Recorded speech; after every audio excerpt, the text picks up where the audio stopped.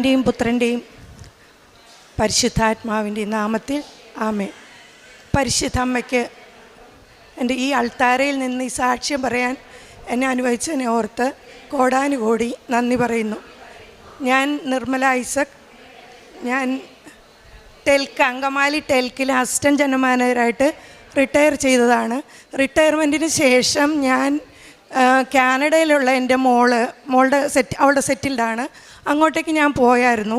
അപ്പോൾ അവൾക്കൊരു 8 വർഷമായിട്ട് ഡിസ്ക് പ്രൊലാപ്സ്ഡായിട്ട് ഭയങ്കരമായ വേദന സഹിക്കുകയായിരുന്നു. അപ്പം ഞാൻ ചെല്ലുമ്പോഴേക്കും ഓൾമോസ്റ്റ് അവൾ ബെഡ് റിഡൺ ആയി കഴിഞ്ഞായിരുന്നു. പെട്ടെന്ന് ബെഡ് റിഡൺ ആയി കഴിഞ്ഞപ്പോൾ അവർ ഓപ്പറേഷൻ എടുക്കുകയും സർജറി നടക്കുകയും ചെയ്തു. സർജറി നടന്നു കഴിഞ്ഞ് 4 മാസം കഴിഞ്ഞപ്പോൾ അവൾ പെർഫെക്റ്റ്ലി ഓക്കെ ആയി. പക്ഷെ അങ്ങനെ സമാധാനത്തിൽ ഇങ്ങനെ പോയിക്കൊണ്ടിരിക്കുമ്പോൾ 11 മാസമായപ്പോൾ വീണ്ടും പെയിൻ വരികയും ഡോക്ടറെ പോയി വീണ്ടും കണ്ടപ്പോൾ ഡോക്ടർ പറഞ്ഞു ഇനിയും ഒരു സർജറിയും കൂടെ ചെയ്യേണ്ടി വരും, അത് വളരെ ക്രിട്ടിക്കലായിരിക്കും, ചിലപ്പോൾ പെർമനൻ്റായിട്ട് തളർന്നു പോകുമെന്ന് പറഞ്ഞു. അപ്പം ഞങ്ങൾ വളരെയധികം വ്യസനിച്ചു. ഇതിനെന്താ ഒരു ആകപ്പാട് ഭയന്ന് ഇനി എന്ത് ചെയ്യുമെന്ന് ഓർത്ത് ഇങ്ങനെ വിഷമിച്ചിരിക്കുന്ന ഒരു സമയത്ത് ഓസ്ട്രേലിയയിൽ എൻ്റെ ഒരു ഫ്രണ്ട് എന്നെ വിളിക്കുകയാണ്. അപ്പോൾ ഞാൻ അവളോട് സംസാരിക്കുമ്പോൾ ഈ വിഷമം മുഴുവൻ പറഞ്ഞു. അപ്പോൾ അവൾ എന്നോട് പറഞ്ഞു, ചേച്ചി എന്തിനാ വിഷമിക്കണം, ഉടമ്പടി എടുത്താൽ പോരെ എന്നോട് ചോദിച്ചു. അപ്പോൾ ഞാൻ ഉടമ്പടി എന്നൊരു വാക്ക് കേട്ടപ്പോൾ തന്നെ എനിക്ക് പെട്ടെന്ന് ഒരു തീ കത്തുന്ന ഒരു അനുഭവമാണ് ഉണ്ടായത്. കാരണം കുറേ നാളുകളായിട്ട് ഞാനിങ്ങനെ വെറുതെ ഇരിക്കുമ്പോഴൊക്കെ എൻ്റെ വായിൽ ഇങ്ങനെ ഒരു സംസാരം വരും, എനിക്ക് മാതാവുമായിട്ട് ഒരു ഉടമ്പടി ബന്ധം ഉണ്ടായിരുന്നെങ്കിൽ ഇങ്ങനെ ഞാൻ എപ്പോഴും പറയുമായിരുന്നു. അപ്പോൾ അതെനിക്ക് ഭയങ്കരമായിട്ട് ഇതെന്താണ് ഉടമ്പടി എന്നൊരു വാക്ക് കേട്ടതും എനിക്ക് ഭയങ്കര ഒരു ഫീലാണ് ഉണ്ടായത്. അപ്പോൾ ഞാൻ ചോദിച്ചു അതെന്താണ്. അപ്പോൾ ഇവിടുത്തെ ഉടമ്പടിയെ പറ്റിയോ ഒന്നും എനിക്കറിയാൻ പാടില്ല. അപ്പോൾ ചോദിച്ചു കഴിഞ്ഞപ്പോൾ പുള്ളിക്കാരി ഇവിടുത്തെ ഉടമ്പടിയെ പറ്റിയും ഇവിടുത്തെ അതെങ്ങനെ എടുക്കുന്നതെന്നും എല്ലാം പറഞ്ഞു തന്നു. അപ്പോൾ ഞങ്ങൾ ഉടനെ തന്നെ 1 മണിക്കൂറിനകം ഞങ്ങൾ 2 പേരും ഉടമ്പടി എടുത്തു. ഉടമ്പടി എടുത്ത ശേഷം ഞങ്ങൾക്ക് അത്രയും നേരം ഉണ്ടായിരുന്ന ഭയവും വ്യസനവും ഒരു ഉത്കണ്ഠയും എല്ലാം അപ്പം തന്നെ ഭയങ്കരമായിട്ട് മാറിപ്പോയി.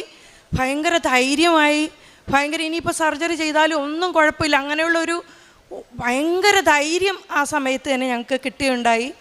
അതിനുശേഷം സർജറി നടന്നു. സർജറിക്ക് ശേഷം അവൾ വീണ്ടും ഇങ്ങനെ റെസ്റ്റിലായിരിക്കുമ്പോൾ ഞാൻ അച്ഛൻ്റെ ഒരു ധ്യാനം കേട്ടുകൊണ്ടിരിക്കുമ്പോൾ ഞാനിങ്ങനെ ഇതിനു മുമ്പ് ഉടമ്പടി എടുത്ത ഉടനെ എനിക്ക് കിട്ടിയ വചനം എന്ന് പറഞ്ഞാൽ തിടുക്കം കൂട്ടണ്ട, വേഗത്തിൽ ഓടുകയും വേണ്ട, കർത്താവ് നിൻ്റെ മുന്നിൽ നടക്കും, ഇസ്രായേലിൻ്റെ പരിശുദ്ധനാണ് നിൻ്റെ പിൻകാവൽക്കാരൻ. അപ്പോൾ അത് പറഞ്ഞ ഉടനെ തന്നെ അപ്പോൾ എനിക്ക് മനസ്സിലായി ഞാൻ വെച്ചിരിക്കുന്ന നിയോഗം ഒരു സ്ലോ പ്രോസസ്സാണ്, അത് പതുക്കെ നടക്കുള്ളൂ എന്ന് ഈശോ പറയുന്നു. അതെനിക്ക് സമ്മതമായിരുന്നു. ഈശോ ഏറ്റെടുത്തല്ലോ, എനിക്ക് അത്രയായിരുന്നു ഭയങ്കര സമാധാനം. അപ്പോൾ എനിക്കതിനെക്കുറിച്ച് വ്യസനമൊന്നും ഇല്ലായിരുന്നു. പക്ഷേ അച്ഛൻ്റെ ധ്യാനം കേട്ടുകൊണ്ടിരിക്കുമ്പോൾ അച്ഛനിങ്ങനെ ടൈം ഷോർട്ടനിങ്ങിനെ പറ്റിയാണ് പറയുന്നത്. അപ്പോൾ ഞാൻ പറഞ്ഞു ഈശോ എന്നോട് പറഞ്ഞിരിക്കുന്നത് അങ്ങനെയല്ലല്ലോ, അപ്പോൾ അത് മറ്റുള്ളവർക്കുള്ള ഒരു അച്ഛൻ്റെ ഉപദേശമായിരിക്കും എന്ന് ഞാൻ മനസ്സിൽ വിചാരിച്ചു. അത് കഴിഞ്ഞ് അച്ഛൻ ഒന്നുകൂടെ പറഞ്ഞു ടൈം ഷോർട്ടനിങ്ങിനെ പറ്റി. അപ്പോഴും ഞാൻ അത് തന്നെ മനസ്സിൽ വിചാരിച്ചു. പക്ഷേ കുറച്ച് കഴിഞ്ഞപ്പോൾ അച്ഛൻ 3ാമതും പറഞ്ഞപ്പോൾ ഞാൻ പൊട്ടിക്കരഞ്ഞുകൊണ്ട് ഈശോട് ചോദിച്ചു, ഈശോ എൻ്റെ ഉടമ്പടി നിനക്ക് ഇഷ്ടപ്പെട്ടില്ലേ, അതുകൊണ്ടാണോ എനിക്കിത് നടത്തി തരാത്തത് എന്ന് ഞാൻ ചോദിച്ചു. അന്നേരം ഞാൻ കാണുന്ന ഒരു കാഴ്ച ഇങ്ങനെയാണ്. നമ്മൾ കോളിംഗ് ബെൽ അടിക്കുമ്പോൾ ഒരു ഡോറ് തുറന്ന് നമ്മളിങ്ങനെ കുറച്ച് നോക്കിയിട്ട് നമ്മൾ അങ്ങനെയൊക്കെ ചോദിക്കില്ലേ, അതുപോലെ ഈശോ ഒരു ഡോറ് തുറന്നിട്ട് എന്നെ നോക്കിക്കൊണ്ട് പറയാണ്, ചുമ്മാ ഇരുന്ന് കരയല്ലേ, ഞാൻ അവൾക്ക് ഇച്ചിരി കൃപ കൊടുക്കട്ടെ. അപ്പോൾ എനിക്ക് ഭയങ്കര സന്തോഷമായി. കാരണം ഇത് നീണ്ടുപോകുന്നതല്ല, അവളെ സഹനത്തിലൂടെ കടത്തിവിട്ട് അവൾക്ക് കൃപ കൊടുക്കുന്നതാണെന്നുള്ള ഭയങ്കര ബോധ്യം എനിക്ക് കിട്ടി. അതോടെ ഞങ്ങളുടെക്ക് എല്ലാ വിഷമവും മാറി. ഇപ്പോഴും അവൾ ഒരുവിധം സുഖപ്പെട്ടു എന്നല്ലാതെ പെർമനൻ്റായിട്ട് ഡോക്ടർ സുഖപ്പെട്ടു എന്നൊന്നും പറഞ്ഞിട്ടില്ല. പക്ഷേ ഞങ്ങളെ അതൊട്ടുമേ അലട്ടുന്നില്ല. കാരണം ഈശോ അവളെ പരിപൂർണമായിട്ട് ഏറ്റെടുത്ത് കഴിഞ്ഞു. അത് മാതാവിൻ്റെ ഉടമ്പടിയുടെ ഒരു വലിയ സാക്ഷ്യമായിട്ട് ഞങ്ങൾക്ക് വിശ്വാസമുണ്ട്. 2ാമത്തെ കാര്യം എന്ന് പറഞ്ഞു കഴിഞ്ഞാൽ ഞാൻ ഉടമ്പടി നിയോഗം വെച്ചിരുന്നത് 4 പേരുടെ മാനസാന്തരമായിരുന്നു. അപ്പോൾ അതിൽ ഒരു വ്യക്തി വൃദ്ധനായൊരു മനുഷ്യനാണ്. അപ്പോൾ ആ വ്യക്തിക്ക് എനിക്ക് വളരെ ക്ലോസ് ആയിട്ട് അറിയാവുന്ന വ്യക്തിയാണ്. അദ്ദേഹം നല്ല കുർബാന കാണുകയും പ്രാർത്ഥിക്കുകയും ദൈവഭയമൊക്കെ ഉള്ള മനുഷ്യനാണ്. പക്ഷേ ചില കാര്യങ്ങളിൽ പുള്ളിക്ക് ചെയ്തത് പാപമാണെന്നുള്ള ബോധ്യമില്ല. അതുകൊണ്ട് പുള്ളി അത് കുംസാരത്തിൽ ഞാൻ വെറുതെ ഇങ്ങനെ പറഞ്ഞതാണ് പുള്ളിയോട്, ഇങ്ങനെ ഇതൊക്കെ പറഞ്ഞോ എന്ന് ചോദിച്ചാൽ പുള്ളി അങ്ങനെ ഞാൻ ചെയ്തിട്ടില്ല എന്നിങ്ങനെ പറയും. പക്ഷേ എനിക്കത് വ്യക്തമായിട്ട് അറിയാവുന്നതുകൊണ്ട് ഞാനത് ഉടമ്പടി വെച്ച് പ്രാർത്ഥിച്ചിരുന്നു. അങ്ങനെ പ്രാർത്ഥിച്ചുകൊണ്ടിരിക്കുമ്പോൾ ഒരു സമയമായപ്പോൾ ഈ വ്യക്തിക്ക് പ്രായാധിക്യത്തിൻ്റെ അബോധാവസ്ഥയിലേക്ക് പോകുന്നു എന്നെ ഞാൻ അറിയാനിടയായി. അപ്പോൾ ഞാനൊരു വൈദികനെ വിളിച്ചിട്ട് ഈ വ്യക്തിയെ കുമ്പസാരിപ്പിക്കാമോ എന്ന് ചോദിച്ചു. ആ വ്യക്തി വീട്ടിൽ ചെല്ലുകയും അച്ഛൻ വീട്ടിൽ ചെല്ലുകയും ആ വ്യക്തിയെ കുമ്പസാരിപ്പിക്കുകയും ചെയ്തു. കുമ്പസാരിപ്പിച്ച ശേഷം അച്ഛൻ എന്നോട് പറഞ്ഞത്, അദ്ദേഹം പരിപൂർണ കുമ്പസാരിച്ചു. ജീവിതകാലം മുഴുവനുള്ള എല്ലാ കാര്യവും പറഞ്ഞാണ് കുമ്പസാരിച്ചത്. എനിക്ക് വളരെ സന്തോഷമായി എന്നാണ് അച്ഛൻ എന്നോട് പറഞ്ഞത്. അതിനുശേഷം ഒരിക്കലും ആ വ്യക്തി ഓർമ്മയോടെ ഇരുന്നിട്ടില്ല, ഓൾമോസ്റ്റ് അബോധാവസ്ഥയിലാണ്. അപ്പോൾ എനിക്ക് അത് ആ ക്രിട്ടിക്കൽ ടൈമിൽ, കാരണം അന്ന് കഴിഞ്ഞ് വേറൊരു ദിവസമാണെങ്കിൽ അത് നടക്കൂല.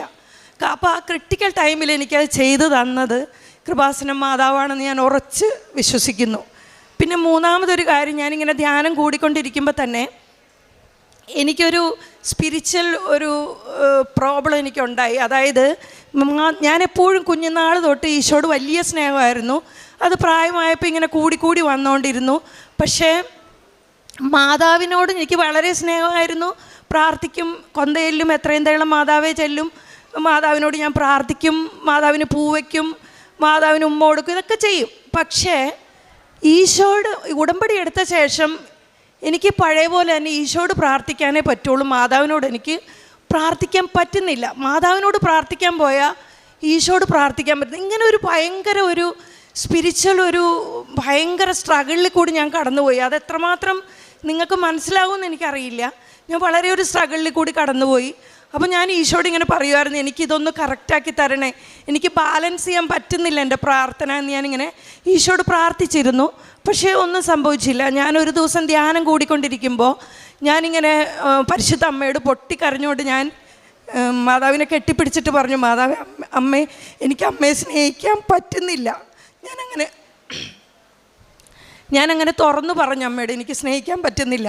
അപ്പോൾ ഞാൻ പെട്ടെന്ന് കാണുന്ന കാഴ്ച എന്താ പറഞ്ഞാൽ, മാതാവ് എന്നെ ഇങ്ങനെ കെട്ടിപ്പിടിച്ചു. എന്നിട്ട് ആ സെയിം മോമെൻറ്റിൽ ഞാൻ മാനസാന്തരത്തിന് വെച്ചിരുന്ന ഒരു വ്യക്തി എൻ്റെ നെഞ്ചിലേക്ക് വീണിട്ട് ഞാൻ എങ്ങനെ മാതാവിൻ്റെ നെഞ്ചിൽ കമന്ന് കിടന്ന് പറഞ്ഞോ അതുപോലെ എന്നോട് പറയണം, എന്നോട് ക്ഷമിക്കണേ, ഞാൻ ചെയ്തത് തെറ്റായിപ്പോയി. അതെന്നെ ഇങ്ങനെ കാണിച്ചു തരികയാണ്. ആ വ്യക്തി ഇപ്പോഴും വന്ന് എന്നോട് തുറന്നു പറഞ്ഞിട്ടില്ലെങ്കിലും ആ വ്യക്തി മാനസാന്തരപ്പെട്ട് കഴിഞ്ഞു എന്നുള്ളത് മാതാവ് എനിക്ക് കാണിച്ചു തന്നു. പിന്നെ എനിക്ക് ഈ നേർച്ച വസ്തുക്കൾ ഞാൻ എൻ്റെ കയ്യിലുണ്ടായിരുന്നെങ്കിലും എനിക്ക് അതിനോട് വലിയൊരു പ്രതിപത്തി ഉണ്ടായിരുന്നില്ല.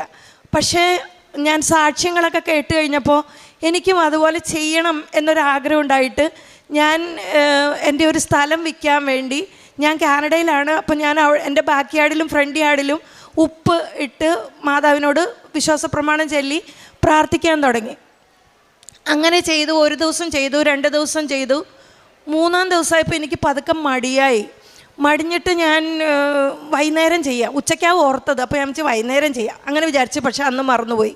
പിറ്റേ ദിവസവും മറന്നുപോയി. അതിൻ്റെ പിറ്റേ ദിവസം ഒരു ഉച്ച നേരത്ത് ഞാൻ ഈശോയുടെ മുമ്പിൽ ഇങ്ങനെ കസേരയിലിരുന്ന് വെറുതെ ഇങ്ങനെ നോക്കിക്കൊണ്ടിരിക്കുമ്പോൾ എന്നെ ആരോ കസേരയിൽ നിന്ന് ഇങ്ങനെ പൊക്കി ഇത് ഞാനിങ്ങനെ ഉപ്പിട്ട് പ്രാർത്ഥിക്കുന്നതിനെ പറ്റി ഓർക്കുക. അപ്പോൾ എന്നെ ഇങ്ങനെ കസേരയിൽ നിന്ന് ഇങ്ങനെ പൊക്കി വിട്ടതായിട്ട് എനിക്ക് ഫീൽ ചെയ്തു. ഞാൻ തിടുക്കത്തിൽ നടന്ന് ഡോറിൻ്റെ അടുത്തെത്തിയപ്പോഴാണ് ഞാൻ എന്തിനാ ഇങ്ങനെ വന്നത്, ഞാൻ ഉപ്പ് പോലും എടുത്തിട്ടില്ല. അങ്ങനെ വിചാരിച്ചിട്ട് ഞാൻ വിചാരിച്ചു, ഇനി ഇപ്പം വേണ്ട, വൈകുന്നേരം ചെയ്യാം. അങ്ങനെ പിന്നെയും മടി വന്നപ്പോൾ പെട്ടെന്ന് എൻ്റെ റൈറ്റ് സൈഡ് ബാക്കിൽ നിന്ന് ഞാൻ കേൾക്കുവാണ്, അത് ചെയ്യ് എന്നിങ്ങനെ മാതാവ് എന്നോട് പറയുകയാണ്. ഞാൻ പെട്ടെന്ന് തിരിഞ്ഞിട്ട് ഞാൻ പറഞ്ഞു, ചെയ്യാമേ, ഞാൻ ചെയ്യാം. അതായത് എന്താ പറയുക, മാതാവ് തൊട്ടടുത്ത് നിന്നുകൊണ്ട് ഭയങ്കര സ്നേഹത്തിലാണ് പറയണത്. ഇങ്ങനെ നമ്മൾ ഊണ് കഴിക്കാത്ത കൊച്ചുങ്ങളോട് വാ മോനെ നമുക്ക് കഴിക്കുക എന്നൊക്കെ പറഞ്ഞാൽ നമ്മളിങ്ങനെ പുന്നാരിപ്പിക്കില്ലേ, അതുപോലെയാണ് പറയണത്. അപ്പോൾ ഞാൻ പെട്ടെന്ന് അന്ന് തൊട്ട് എനിക്ക് സ്ഥലം വിറ്റ് പോകണം എന്നതിനേക്കാളുപരി എനിക്ക് മാതാവ് പറഞ്ഞതുകൊണ്ട് എനിക്കത് ചെയ്യണം. ആ ഒരു ഇതിൽ ഞാൻ എന്നും ഒപ്പിട്ട് പ്രാർത്ഥിച്ചുകൊണ്ടിരിക്കുന്നുണ്ട്. അതിൻ്റെ തീരുമാനമൊന്നും ആയിട്ടില്ലേ പോലും മാതാവ് അത് ഏറ്റെടുത്തു എന്നെനിക്ക് നല്ല ബോധ്യമുണ്ട്. പിന്നെ ഞാൻ ഈ തൈലം പുരട്ടി എന്നും ഒരു 10-12 പേർക്ക് വേണ്ടി കുരിശ് വരച്ച് അവരുടെ പാപാവസ്ഥകളിൽ നിന്ന് മാറാനും അവർക്ക് അനുഗ്രഹപ്പെടാനും ഒക്കെ പല കാര്യങ്ങൾക്ക് വേണ്ടി ഇങ്ങനെ കുരിശ് വരച്ച് അവർക്ക് വേണ്ടി പ്രാർത്ഥിക്കുമായിരുന്നു തൈലം കൊണ്ട്. അപ്പോൾ പെട്ടെന്നൊരു 6 മാസം ആയപ്പോൾ തന്നെ തൈലം ഒരു 1/4 ഭാഗമായി. അപ്പോൾ എനിക്ക് വിഷമമായി, ദൈവം ഇനിയൊരു 3 മാസത്തേക്കുള്ളത് പോലും ഇല്ല, 1 മാസം കഴിയുമ്പോൾ തന്നെ ഇത് തീരുമല്ലോ എന്ന് മനസ്സിൽ വിചാരിച്ച് പെട്ടെന്ന് ഞാൻ രൂപത്തിലേക്ക്, മാതാവിൻ്റെ രൂപത്തിലേക്ക് നോക്കിയിട്ട് പറഞ്ഞു, അമ്മ ഇത് തീരാറായി, ഇത് തീരണ്ട, ഇങ്ങനെ തന്നെ നിൽക്കണം എന്ന് ഞാൻ വെറുതെ പറഞ്ഞു. ഇനി ഒരു തമാശ പോലെ വർത്താനം പറഞ്ഞ പോലെയാണ് പറഞ്ഞത്. പക്ഷേ അത്ഭുതമെന്ന് പറയട്ടെ, ഞാൻ ഈ അടുത്ത ദിവസമാണ് തിരിച്ചറിഞ്ഞത് അത് അതേപോലെ തന്നെ നിൽക്കുകയാണ്. 6 മാസം കഴിഞ്ഞു, അത് തീർന്നിട്ടില്ല, അത് അതേ ലെവലിൽ തന്നെ നിൽക്കുവാണ്. ഇത്ര അനുഗ്രഹങ്ങളൊക്കെ തന്ന് പിന്നെ എൻ്റെ മോളുടെ കൊച്ചിന് അവൻ പഠിക്കാൻ ഭയങ്കര മടിയായിരുന്നു. പഠിക്കാൻ നിർബന്ധിക്കുമ്പോൾ അവൻ പറയും what's the point in studying, അങ്ങനെ പോലും പറയുന്ന കൊച്ചിന് ഞാൻ ഈ തൈലം വെച്ച് കുരിശ് വരച്ച് പ്രാർത്ഥിക്കുകയും ഉപ്പ് കൊടുക്കുകയും ചെയ്തതിൻ്റെ ഫലമായിട്ട് അവൻ വളരെ റെസ്പോൺസിബിളായിട്ട് അവനെ നോക്കുക വേണ്ട അതുപോലെ അവൻ പഠിക്കാൻ തുടങ്ങി. അവൻ ഡെയിലി വന്നു കഴിഞ്ഞാൽ അവൻ കൃത്യമായിട്ട് അവൻ്റെ ഹോംവർക്ക് ചെയ്യുന്നു, അവൻ പഠിക്കുന്നു, നമ്മൾ അവനെ നോക്കുക വേണ്ട. അത്രയ്ക്ക് ചേഞ്ച് ആ കൊച്ചിനുണ്ടായി. ഇത്രയൊക്കെ അനുഗ്രഹം എനിക്ക് തന്ന എൻ്റെ പരിശുദ്ധ കൃപാസന മാതാവിന് ഞാൻ 1000 നന്ദി പറയുന്നു. പരിശുദ്ധ ത്രിത്വത്തോടുള്ള എൻ്റെ ഒത്തിരി സ്നേഹവും നന്ദിയും ഞാൻ അറിയിക്കുന്നു. പിന്നെ കാരുണ്യ പ്രവർത്തികളായിട്ട് ഞാൻ ചെയ്തതെന്ന് വെച്ചാൽ എനിക്ക് അവിടെ ഇങ്ങനെ ഫുഡ് കൊടുക്കാനോ ഹോസ്പിറ്റൽ വിസിറ്റോ അങ്ങനത്തെ കാര്യങ്ങളൊന്നും എനിക്ക് സാധിക്കില്ലായിരുന്നു. അപ്പം ഞാൻ ചെയ്തത് എന്താണെന്ന് വെച്ചിട്ടുണ്ടെങ്കിൽ, ഒരാളൊരു പാപാവസ്ഥയിലാണെന്ന് മനസ്സിലായാൽ ഞാൻ അയാൾക്ക് വേണ്ടി കുർബാന ചെല്ലിച്ച് പ്രാർത്ഥിക്കുകയും ചെയ്യും. ഡെയിലിയുള്ള ഹോളി മാസിൽ ഞാൻ അദ്ദേഹത്തിന് വേണ്ടി പ്രത്യേകം പ്രാർത്ഥിക്കും. അങ്ങനെയുള്ള വ്യക്തികൾക്ക് വേണ്ടി സമർപ്പിച്ച് പ്രാർത്ഥിക്കും. പിന്നെ മരിക്കാൻ കിടക്കുന്ന വ്യക്തികളെക്കുറിച്ച് അറിയാൻ കഴിഞ്ഞാൽ അവർക്ക് വേണ്ടി ഞാൻ കുർബാന ചെല്ലിച്ച് പ്രാർത്ഥിക്കും. കുർബാനയിൽ ഞാൻ പ്രാർത്ഥിക്കുകയും ചെയ്യും. അതുപോലെ കർത്താവിൻ്റെ തിരുമുറിവുകളെ ധ്യാനിച്ചുകൊണ്ട്, അതെനിക്ക് ഉടമ്പടിയിലൂടെ കിട്ടിയ ഒരു പ്രാർത്ഥനാ രൂപമാണെന്ന് ഞാൻ മനസ്സിലാക്കുന്നു. കാരണം എങ്ങനെയാണത് വന്നു ഭവിച്ചതെന്ന് എനിക്ക് ഭയങ്കര അതിശയമായിട്ട് തോന്നാറുണ്ട്. ഞാൻ രാവിലത്തെ പ്രത്യക്ഷീകരണ പ്രാർത്ഥന കഴിഞ്ഞു കഴിഞ്ഞാൽ കർത്താവിൻ്റെ ഓരോ മുറിവും, ശരീരം മുഴുവനുള്ള ഓരോ മുറിവുകളെ ചുംബിച്ചുകൊണ്ട് അഹങ്കാരമുള്ളവർക്ക് വേണ്ടി, അബോഷം ചെയ്യുന്നവർക്ക് വേണ്ടി, ധിക്കാരമുള്ളവർക്ക് വേണ്ടി, കാപട്യമുള്ളവർക്ക് വേണ്ടി, ദുഷ്ടഹൃദയമുള്ളവർക്ക് വേണ്ടി, അങ്ങനെ ഓരോ കാര്യം, തിരുസഭയുടെ വിശുദ്ധീകരണത്തിന് വേണ്ടി, ഗർഭസ്ഥ ശിശുക്കൾക്ക്, അങ്ങനെ ഓരോ നിയോഗം വെച്ച് കർത്താവിൻ്റെ ഓരോ തിരുമുറിവുകളെ ചുംബിച്ച് പ്രാർത്ഥിക്കുന്ന ഒരു അരമണിക്കൂറോളം അങ്ങനെ പ്രാർത്ഥിക്കും. അങ്ങനെ എനിക്ക് ഭയങ്കര അഭിഷേകത്തിൻ്റെ ഒരു സമയമായിട്ട് അത് തോന്നിയിട്ടുണ്ട്. അങ്ങനെ അതൊക്കെയാണ് ഞാൻ ചെയ്യുന്നത്. പിന്നെ എൻ്റെ ദശാംശം എനിക്ക് കിട്ടുന്ന ദശാംശമല്ല, അതിൽ കൂടുതൽ എന്നോട് ആര് ചോദിച്ചാലും അവരുടെ ആവശ്യങ്ങൾക്ക് വേണ്ടി ഞാൻ പൈസ കൊടുക്കും. പിന്നെ പ്രേക്ഷിത പ്രവർത്തനമായിട്ട് ഞാൻ ചെയ്യണം എന്താ വെച്ചിട്ടുണ്ടെങ്കിൽ, എനിക്ക് അവിടെ ഇരുന്ന് പത്രമൊന്നും ഇല്ലാത്തതുകൊണ്ട് ഞാൻ അച്ഛൻ്റെ ടോക്കും സാക്ഷ്യങ്ങളും ഒക്കെ എല്ലാവർക്കും ഇട്ട് കൊടുക്കും. പക്ഷേ പിന്നെ ഞാനൊരു തീരുമാനം എടുത്തിട്ടുണ്ട്, ആരോടൊക്കെ ഞാൻ സംസാരിച്ചാലും അവരോടൊക്കെ എൻ്റെ ദൈവാനുഭവങ്ങളും മാതാവിനെ പറ്റിയും ഈശോയെ പറ്റിയും ഞാൻ പറയും. അത് ഞാൻ എല്ലാവരോടും പറയാറുണ്ട്. അപ്പോൾ എൻ്റെ കൂടെ വർക്ക് ചെയ്തിരുന്ന, ഞാൻ ടെൽക്കിൽ ഞാൻ വർക്ക് ചെയ്തിരുന്ന കാര്യം ഞാൻ പറഞ്ഞല്ലോ. അപ്പോൾ എൻ്റെ കൂടെ അവിടെ വർക്ക് ചെയ്തിരുന്ന എൻജിനീയേഴ്സ് കുറേ പേര് ദുബായിൽ വർക്ക് ചെയ്യുന്നുണ്ട്. അപ്പോൾ അവരെല്ലാവരും കൂടി എന്തോ കാര്യത്തിന് മീറ്റ് ചെയ്തപ്പോൾ അവർ ഈ കൃപാസനത്തെ പറ്റി സംഭാഷണം വന്നു.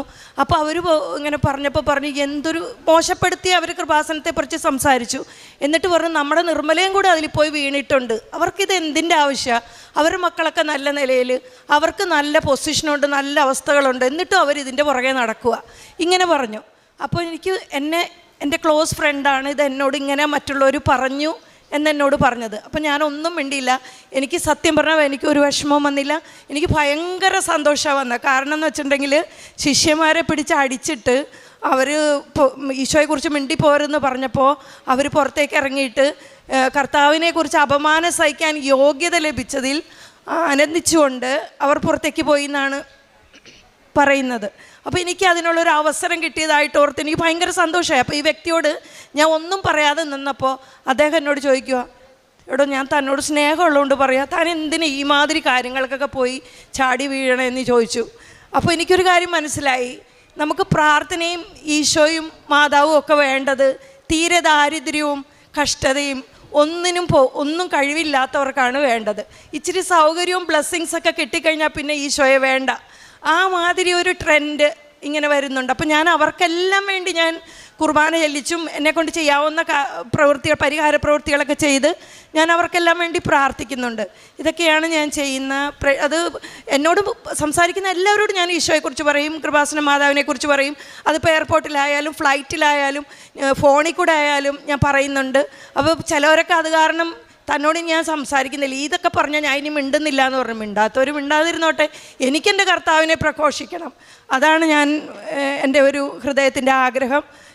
ഇത്രയും പറയാൻ എന്നെ അനുവദിച്ച എൻ്റെ സർവശക്തനായ ദൈവത്തിനും മാതാവിനും കോടാനുകോടി നന്ദി.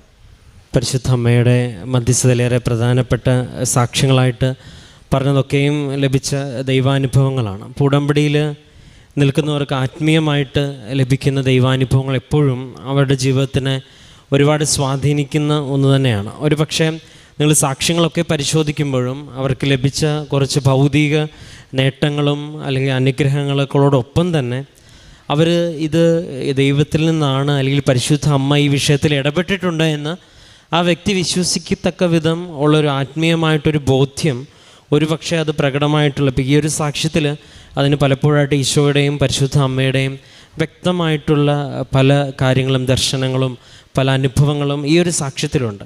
മറ്റു ചില ഇടങ്ങളിൽ അവർക്ക് പുറത്ത് അല്ലെങ്കിൽ അവർക്ക് പറയുവാൻ പറ്റാത്തതിനേക്കാളും അപ്പുറം അവർക്ക് ലഭിക്കുന്നൊരു ബോധ്യമായിരിക്കും. അപ്പോൾ അത് എന്ത് തന്നെയാണെങ്കിലും അങ്ങനൊരു ബോധ്യം ഉടമ്പടിയിൽ ദൈവം നൽകുന്നുണ്ടെന്നുള്ളത് വളരെ സത്യമായിട്ടുള്ള കാര്യമാണ്. ഇപ്പോൾ ഈ അവസാനം സാക്ഷ്യം പറഞ്ഞ് അവസാനിപ്പിക്കുമ്പോൾ പറഞ്ഞു നിർത്തുന്നത്, ദൈവം ആഗ്രഹിക്കുന്ന ഒരു ജീവിതമെന്ന് പറയുന്നത് മറ്റുള്ളവരുടെ മുമ്പിൽ ദൈവത്തെ ഏറ്റുപറയുന്ന ഒരു ജീവിതമാണ്. അത് ക്രിസ്തുവിനെയും പരിശുദ്ധ അമ്മയെയും വചനത്തെയും ഒക്കെ മറ്റുള്ള മുമ്പിൽ നമ്മൾ ഏറ്റുപറയാനായിട്ട് നമുക്ക് സാധിക്കുന്നില്ല. അല്ലെങ്കിൽ നമ്മൾ ഉടമ്പടിയിലേക്ക് കടന്നു വരുമ്പോൾ എന്തിനാണ് ഈ കർത്താവും മാതാവും ഒക്കെ നമ്മുടെ ഡെയിലി ടോക്കിൻ്റെ ഒരു സംഭാഷണത്തിൻ്റെയും സൗഹൃദത്തിൻ്റെ ഇടയിലൊരു സംഭാഷണത്തിൻ്റെ ഒരു കാരണമാകണം എന്നുള്ള ഒരു ചോദ്യം നമ്മൾ ചോദിക്കുന്നുണ്ടെങ്കിൽ അതിനർത്ഥം ഇത്രയും നാളായിട്ട് നമുക്കിതുവരെ ഈശോയും മാതാവും ഒന്നും അങ്ങനെ വലിയ അനുഭവമായിട്ടും വലിയ സന്തോഷമായിട്ടൊന്നും നമുക്ക് തോന്നിയിട്ടില്ല.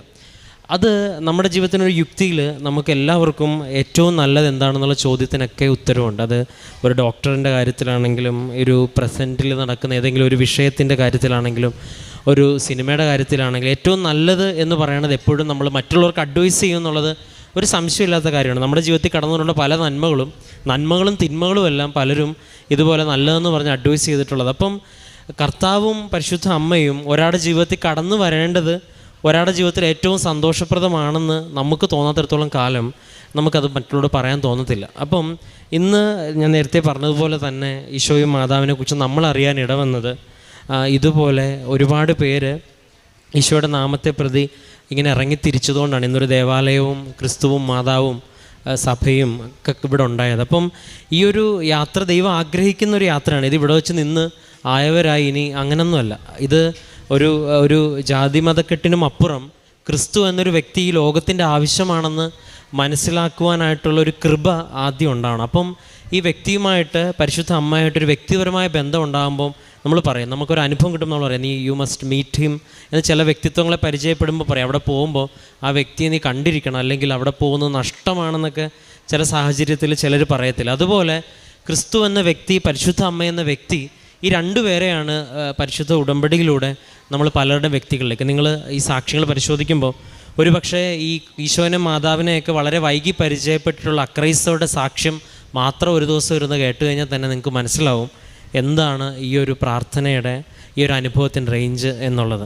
അവർ ഈശോനെക്കുറിച്ചും മാതാവിനെക്കുറിച്ചും പറയുമ്പോൾ കണ്ണ് നിറയുന്നതും, അവർ കുദാശകളെക്കുറിച്ച് പറയുമ്പോൾ ഹൃദയം തുടിക്കുന്നതും, അവർ ഈശോനെ മാതാവിനെക്കുറിച്ചും ഒരു പക്ഷേ നമ്മുടെ അത്രയും അല്ലെങ്കിൽ ഒരു ക്രിസ്തീയ വിശ്വാസികൾക്ക് മതബോധനം ശ്രവിക്കാതെ പോലും അവർ പറയുന്ന അനുഭവങ്ങളും മാതാവിൻ്റെ വ്യക്തിപരമായിട്ടുള്ള അനുഭവങ്ങളും കേൾക്കുമ്പം ഒരു പക്ഷേ നമ്മളെക്കാളും കൂടുതൽ ഒരു പക്ഷേ ഉടമ്പടിയിൽ ഈശോനെ മാതാവിനെക്കുറിച്ച് പറയുന്നത് ഈശോനെ മാതാവിനെ വളരെ വൈകി അറിഞ്ഞവരാണ്. അവർ ജപമാലയെക്കുറിച്ചും കുർബാനയെക്കുറിച്ചും ബൈബിളിനെക്കുറിച്ചും പറഞ്ഞത്രയും ആഴത്തിൽ ഒരുപക്ഷെ ഒരു ക്രിസ്തീയ വിശ്വാസത്തിലുള്ളവരുടെ സാക്ഷ്യം പറഞ്ഞിട്ടില്ല എന്ന് പോലും പറയത്തക്ക വിധത്തിൽ അനുഭവങ്ങളുണ്ട്. കാരണം അത്രത്തോളം അനുഭവമുള്ളൊരു ആസ്തി, ഒരു നിധി നമ്മുടെ കയ്യിലുണ്ട് എന്ന് ഒരു പക്ഷേ നമ്മുടെ ചുറ്റുമുള്ളവർ പറഞ്ഞ് മനസ്സിലാക്കുന്ന ഒരു അവസരം കൂടിയാണ്. അപ്പം ഈ ഒരു വ്യക്തിയെ സംബന്ധിച്ചിടത്തോളം തൻ്റെ പൊസിഷനേക്കാളും സ്റ്റാറ്റസിനേക്കാളും സൗഹൃദത്തെക്കാളും ആരെക്കാളും പ്രധാനപ്പെട്ടത് ക്രിസ്തുവാണ് എന്ന് ഒരു ബോധ്യം, അത് വെറുതെ കേട്ടാലും ഒരു കൺവെൻഷൻ കൂടിയാലോ പ്രസംഗം കേട്ടാലോ ഒന്നും കിട്ടത്തൊന്നുമില്ല. അത്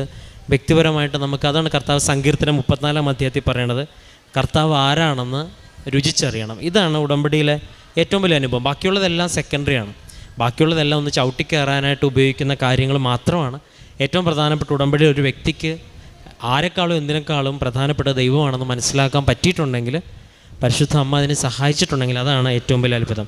ഈ ഒരു സാക്ഷ്യത്തെ പ്രതി നമുക്ക് കരങ്ങളടിച്ച് ദൈവത്തിൻ്റെ നാമം മഹത്വം